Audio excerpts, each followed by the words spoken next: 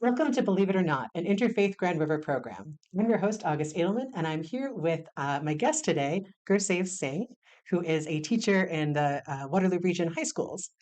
Is that correct? That is right. Yes.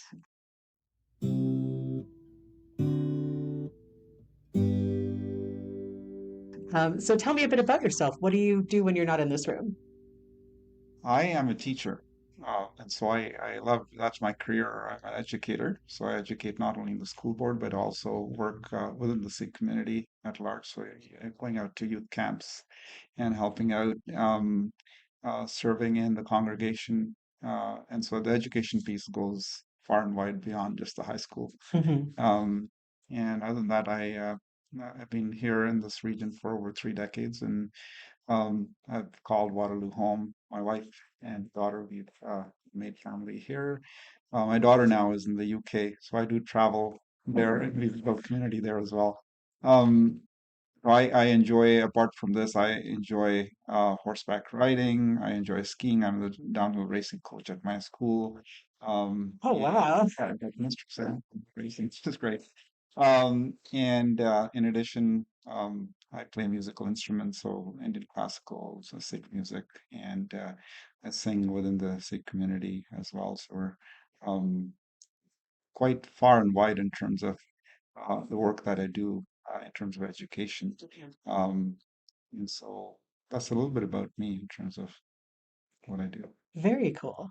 So I will admit I know very little about Sikhism. Is there a large Sikh community in Waterloo Region? There is one Gurdwara. So the Sikh place of worship is called the Gurdwara. There's only one Gurdwara, interestingly, in Kitchener-Waterloo, which is on Highland Road.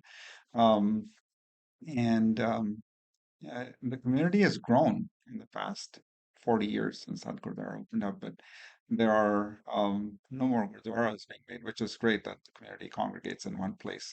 Um, However, if you look at the region at large, Cambridge has a new Gurdwara on Town Laundry Road. There's another one's open in downtown in Cambridge. Guelph has a brand new Gurdwara. So the community has grown, and the structures, at least the brick and mortar part of the um, uh, places of worship, have grown as well. The Kitchener Gurdwara itself has grown quite big in terms of extensions and so on. Um, so yeah, the community is, I would say, in thousands of families, but still congregating in spaces Yeah. that are limited for sure. You know what? Sometimes smaller can be nice because you know everybody. Yes. Um, so tell me a little bit about your backstory. So you mentioned you've been here for 30 years. Where did you live before that? And you know, tell me about your life. So yeah, for sure. I grew up in India. Okay. My father was an army officer, so we got posted quite a bit at different stations within India. So my early childhood has a lot of memories of being posted in different cities in India and traveling. Um, Lived in a city called Pune most of her life, which is in the state of Maharashtra, which is close to Mumbai. That city, and I grew up there. My schooling was there.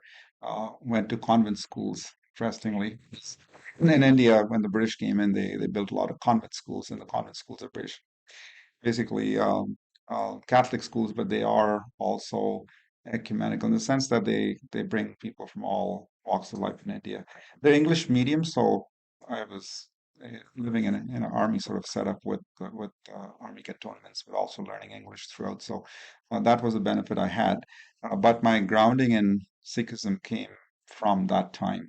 The culture, the language, uh, even though I was not living in the state of Punjab, which is where most of the Sikhs live, or that is the area where Sikhism came about.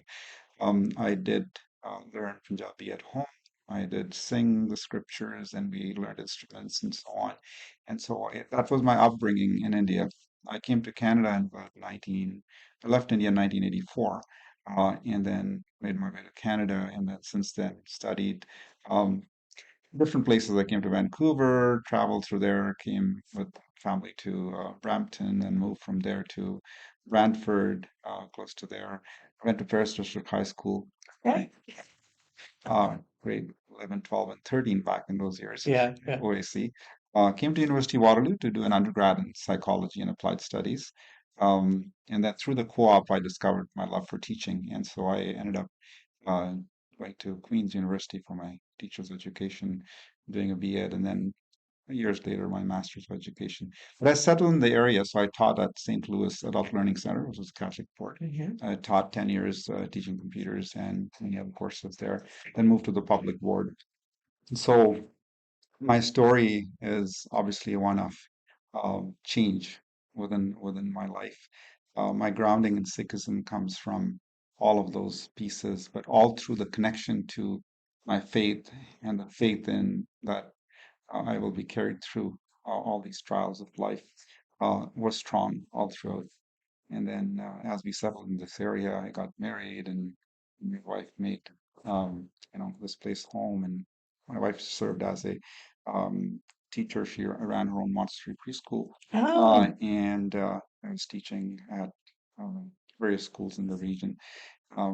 So we and my daughter grew up here in the system, and so we made community within this area as well. In addition to that, we travel quite a bit to, say, the GTA area to have spiritual community ourselves, and making that part of our weekly, monthly sort of practice. yeah. Lovely. You know, travel and the moving around is a sort of consistent theme, but so is learning and teaching, both in sort of Right. everything you talked about of the schools you went to and what you studied. So makes sense you're a teacher. Yeah. And thank you. Um, so you mentioned that sort of these core ideas around Sikhism have been with you since you were a child and that they really shaped your identity. Can you tell me a bit more about that? Like what are those big ideas that sort of sit at the core of you? So the core ideas of Sikhism are the oneness of all creation, and it comes from our scriptures, starting with the Sikh scriptures called the Guru Granth Sahib. It is 1430 pages, and it is written by the Sikh gurus, 10 of them, 14 um, 69, 12 is 1708. And their writings of, it's an ecumenical scripture in that it has writings not only of the Sikh gurus, but gurus from, or writings from saints of other faiths. Writing of, Interesting. there's writings of um, Hindu saints. Of them, 9 are from the lowest caste of the Hindu system called the Shudras, and 5 others from other castes as well. Um, Showing that it doesn't matter what your socioeconomic status is, you can attain to that highest level of realization, which is oneness with the Creator. And writings from the Muslim Sufi saints as well, and other saints from that area, showing that it doesn't matter who you are, you're sovereign, and no one else can be over you, saying, "Oh, you cannot." Mhm. And so the faith came about it with that thought process. The first um, uh, page starts with the number one, numerical one, Mhm. rather than the word one. So clearly saying there is one in this entire creation, one energy, that one being, you can call God or Allah or Waheguru or whatever, is uh, permeated. The creator and the creation are one, and that creator is playing the game. And so think about our thought processes. Service is a big part of the faith, serving humanity, serving the creation, uh, and in that way serving God. So our growing my earlier stages of life was seeing people meditate in the Sikh community, service, feeding the um, needy in the cities, the poor people, and making food and serving free langar, as we call it, or free food. And in that time, and singing. So we have the scriptures are written in um, a format that is called raga format, or the rag, so Indian musical format, Mhm. and all the melodies, all of the writings are in poetic format. So we sing our scriptures. In fact, it is said that when the Holy Scriptures descended from the spiritual realm, God's realm, to our gurus, they came in that poetic format. They sung them. They didn't write them first and sing them. They actually sung them, and then it was written, the scriptures and the verses written. So part of my journey has been singing. Mhm. I started singing on playing the harmonium, which is an Indian instrument now, but also the tabla, and singing with our congregation, meditating, chanting the holy mantra. Um, which is Vaheguru. And just that sort of practice was major for me as I grew up. That sort of continued within my change from India, coming to North America. Um, at a time, it was a tough time in India, 1984. Um, and so coming into this space in North America, um, I was young. I was about 17 years old. I was, learning the language, learning the systems here within the USA, Canada. I kept my practice of singing, and that, in fact, I end up making lots of friends within many communities, Hmm. um, and that brought about this underlying um, sort of purpose to life, and also that we sing to connect with the Creator, and singing the glories of that one, so that we're not singing our own glories in the sense that we're trying to efface our ego, where the Creator exists and as the cause of causes. So we see that one in everything we do, and the trials of life and so on, trying to work with that always. So that's been a really beautiful part of my journey, my travel. I love traveling, so having to travel to Vancouver or to just to the GTA and sing, or go to Cincinnati or go to New York, or Washington DC and sing, or go to the UK and sing. That's kind of a really beautiful piece that comes through our um, our faith-based practice. That's been my saving grace. That sounds beautiful. And I mean, that's extraordinary that you've gone to all these places to sing and y- to build that community. You know, you can't be angry when you're singing. Right. You know, our producer Jan was saying the other week, he was talking about how, um, to start a meeting by singing together means that you've already kind of made that bond with each other even before, it makes it harder to fight and to be, harsh. And I think that's very true. And, that when you're in a new place, when you don't know anybody, sing together. Yeah. Absolutely. Yeah. Beautiful. Yeah.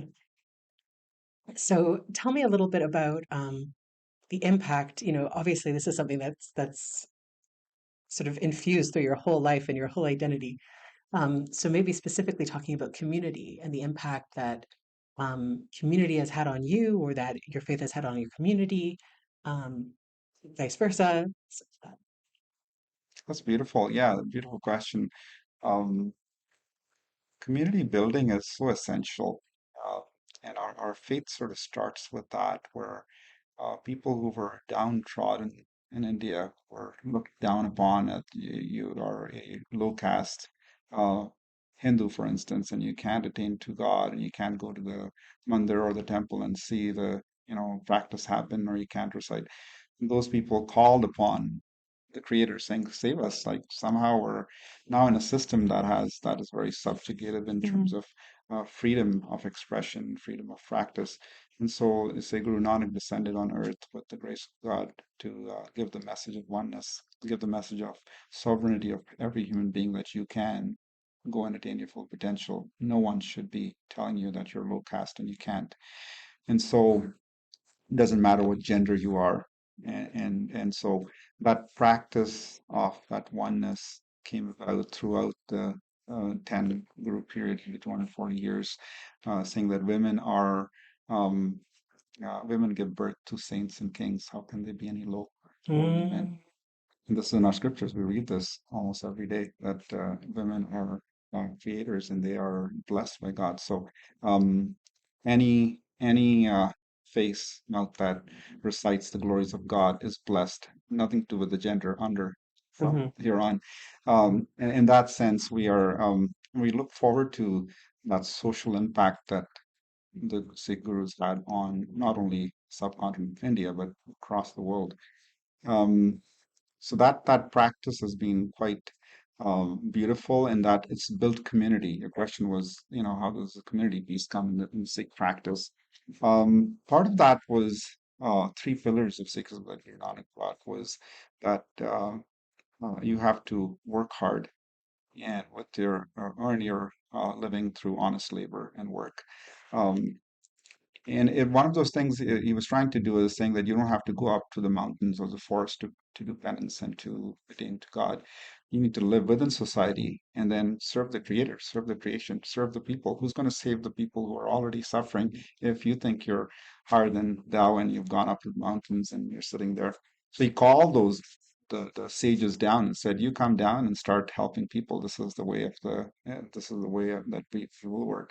And so one of the pillars was earn your living through honest labor, work hard, recite the name of the Lord, and remember God through the verses of scriptures given, and share whatever material wealth Mm, and spiritual wealth you have with everyone. So don't be that I'm going to take care of myself and liberate myself by living up in the mountains. I don't need the world anymore, but really go back and share what you have. If you're liberated, then liberate others. Uh, and so that is the bigger piece of building community that Guru Nanak brought, saying you're all going to live like householders. The Sikh community was brought into the thought process of standing up for justice, standing against oppression, and so where there was need to stand up and sacrifice, there was sacrifices made. Uh, where there were needs to stand up against tyrants, they spoke up and said this is how things should be done by kings. So community was built, and that community grew stronger as a very spiritual force, and eventually became a uh, saintly force, but also saint warrior force that stood up against injustice as well. So the communities that have spread across the Sikh diaspora, across the globe, is still very vibrant in that we talk about building communities. Our gurdwaras are place of gathering, not only for worship but also for sharing food, and then we go and serve out in the greater community. So thinking of the world as a community as well. Interestingly, our Sikh communities within North America are still growing and they're still figuring out ways to do stuff. But we're very much part of that. For our university students get involved in the community building. They come back to the Gurdwara and help. Within Kitchener Waterloo, Cambridge, you'll see our Sikh communities from the um, University of Wilfrid Laurier, University of Waterloo, University, Mackenzie College as well. They come together and build a community. They have programs together, and so that piece of building community has always been with me mm, throughout with the blessings. I have had the blessing of the communities who came before me to Canada, who were doing programs, and I felt very much the need to connect. I think now it's become a lot easier with so many more Sikhs who've come to Canada. And then you see leadership that is everywhere from the local communities all the way to the political communities. We have leadership represented that there seems to be um, people who want to help out with the community. And part of that is mine. I help out by, I used to teach music to some people in the community, going out to the local gurdwaras, having discourses or talking to the youth, connecting with the youth and saying, hey, you're new to the community, how are you doing? mhm. Bring them into, seeing how they're doing. And they obviously love the fact that someone's receiving them, Yeah, just asking them how they're doing, where they come from. that's amazing. I love that you sort of point out that there were these organizations and this sort of service outreach when you were young, and now you're part of passing that on to the next generation. Um, we have a saying in Judaism, "Lador vador," which means like from generation to generation, and that idea of that, kind of taking this thing that you were so, appreciative and passing it on to others. It's beautiful. Have there ever been times when your faith has been challenged for you, um, or alternatively, a time when it's been a real comfort to you in a difficult time? I think the comfort's always there Hmm. in the underlying that I know the protection always is there from the creator. So in times of difficulty, whether it's family difficulty or community difficulty, um, there is that solace of going into a spiritual space and listening to the hymns and the singing and just going, okay, it's all good, all is well. Yeah, yeah. And then there have been troubled times in life where situation in the family or community where you sometimes wonder, it's that fate cycle of every being is, you go reach a peak and then there's a valley. It's always a roller coaster ride. As I explained, it's never a, you know, just a straight road. Um, And so the faith building happens through community, through singing, through scripture reading, and then it goes down when you're, back again in your regular stream of things and comes back up as we. So we go back. I say I need to recharge my battery every week, Mm-hmm, recharge every month. And I go into communities. I'll go to see a friend of mine who sings and teaches in Brampton. I just go in his presence while he's singing and teaching. Within half an hour of my sitting there, the battery is fully charged. And I feel that because I teach and I'm walking through the energies of 1,500 students in my school, in a high school, and then you're interacting, getting the positive energy from students and sometimes the negative. And we are drained. At the end of the week, we're like done. The battery's at zero. And sometimes I feel my battery going right back up, sitting in those spaces, the spiritual spaces. So the faith building is very powerful. It's been an undercurrent and there have been troubling times in my life where I really, questioned what's the purpose of this if it's not? What's the purpose of this? If this so-and-so person can do something so bad, uh, then what's the point of this? mm-hmm, So there's always coming back and saying, no, that is theirs. And so we always say we have to look forward to what guidance. And the trials are there, and therefore their guidance, spiritual guidance is there that this is how you will succeed or you will drown if you go your own way. Um, you have to look at the guidance of spirituality because the creation and the illusion is very strong. It's real and it's very strong. The attachment is very strong. So we have in Sikhism we call them five thieves or five evils, and they are lust, greed. There is anger.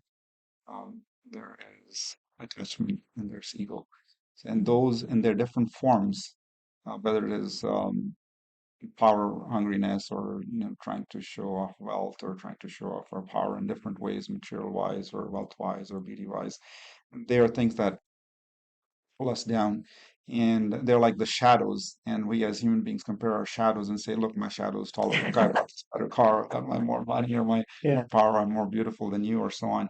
And that is the shadows are there because the sun is shining from behind, and as the sun rises to 12 o'clock the shadows almost disappear. Mm, So they have no value of theirs. It's just we seem to compare with the illusion of the creation. We think of the shadows and say, you know what, let's compare these, and that's what we do most of our time. That's our egos. That's our sense of, the false sense of who we are. mhm, And so the guidance is always there that don't look at the shadows, look at the reality. And when age passes, you're 50, 60, 70, 80, 90, those things that you value will not be there anymore. And so the guidance really helps me during the times of trial in life. And this helped me where I've come back to the practice of doing my morning meditation, going back to community, building trust back in the community and the holy congregation. So that's our mainstay, holy congregation. Go into places where people are really connecting in the practice, connecting to that one almighty power. Um, so yeah, there have been times of trial, but there have been times of triumph throughout our lives as well. I love the metaphor of the shadow. That's amazing. I always learn such cool things doing these interviews, and this is a great one. I like that. Thank you. Thank you. Um, so if there is sort of one last thing that you'd like to say that you think like, oh, I want the people at home to know this, what would it be? I want people to know, I guess Sikhism is a very uh, uh, new religion in terms of comparativeness to Hinduism or Christianity or Islam and Judaism, and that is only about 500 years old. And so, while Sikhs have been in Canada for, say, 120 years or more, um, in general, people don't know who Sikhs are. And my students think I'm maybe Muslim, or Mm, some of my principals ask me, "Are you Sikh? Are you Muslim? Or what faith are you?" So, just knowing that part of this interfaith dialogue is that we grow in our understanding of um, some of the most visible groups that we have within Canada or within the world, and that who they are, what are the value systems. And Sikhism comes from a place, like I explained, the ecumenical nature of our holy scriptures is that we are open armed to all faiths, and that we respect all the messengers that came to give the message of God.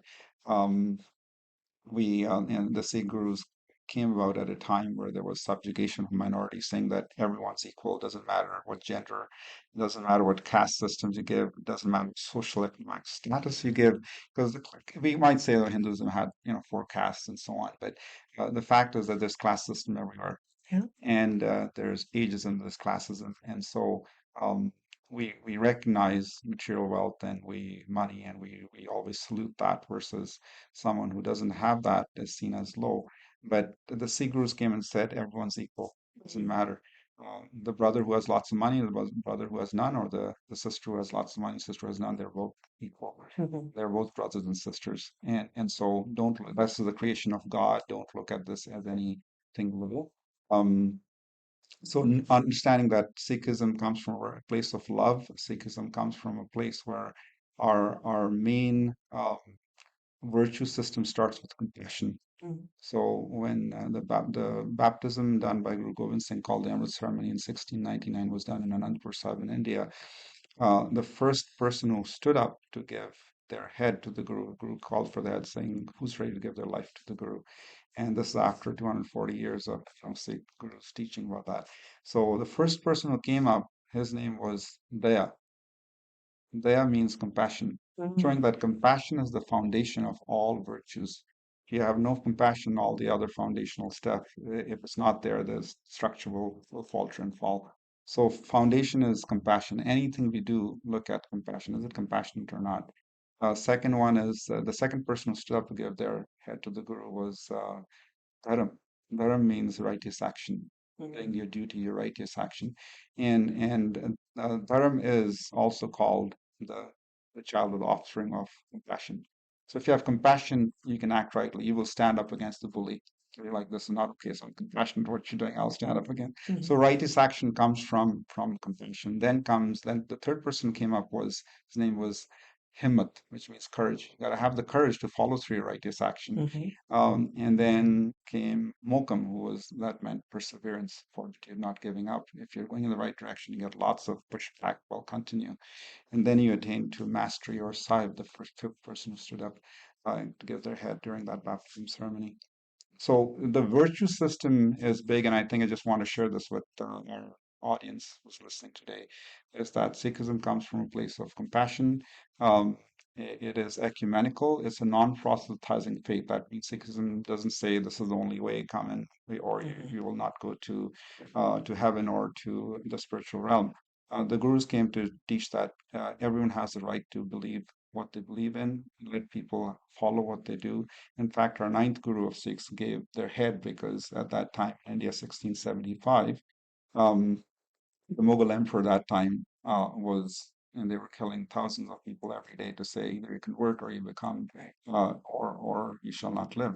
And so the Hindu Kashmiri Pandits from Kashmir, India, northern India, came to Guru Tegh Bahadur and said, you're a spiritual being, help us. This is how we're being converted. And so Guru Tegh Bahadur said, well, let the emperor know that if you can convert Guru Tegh Bahadur, then we'll convert, others we will not. And then eventually he was arrested and taken Yeah. to Delhi, and the dialogue that happened was that don't push that yours is the only way. Mhm. Let people. Sikhism wasn't Hinduism, but he said, well, they have the freedom to follow what they are, just Mhm. by you're saying this is the only way, or the highway is not right. And so eventually, Tegh Bahadur, three of his Sikhs were tortured and killed before him, and then he was beheaded as well. Oh So this was gosh. the ultimate sacrifice for freedom of faith, saying, Mhm. let them follow. And if you can convert me, then we'll all convert, otherwise you won't. So he never converted. And the next part to that was there was armed struggle against the Mughal emperor, who then was, put away, sort of thing. Mhm. So standing up against injustice, standing against for the weak was an important part of Sikh thought process. Ecumenical in the sense that we believe everyone, Muslims are free to practice and they should practice. But Hindus, in fact, the Sikh scriptures say, if you're a Muslim, be a Muslim like this, be one of soft-heartedness, be one of compassion. If you're a Hindu, a Pandit should be one who remembers God all the time, every second, and so on. So the Mhm. message was very ecumenical, and Sikhism comes from a place where we don't believe in conversion. Everyone's uh, free to follow their faith. Someone who wants to follow a certain way, they should be allowed to. There's no pressure. Um, And Sikhs come from a place of those three pillars: hard work, remember God in everything you do, and serve others by sharing your spiritual and your material wealth with everyone.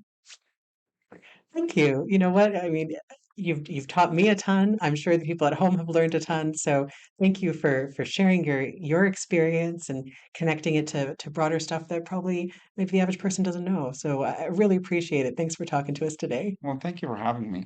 Sure. And thank you for joining us on Believe It or Not. We'll see you next time.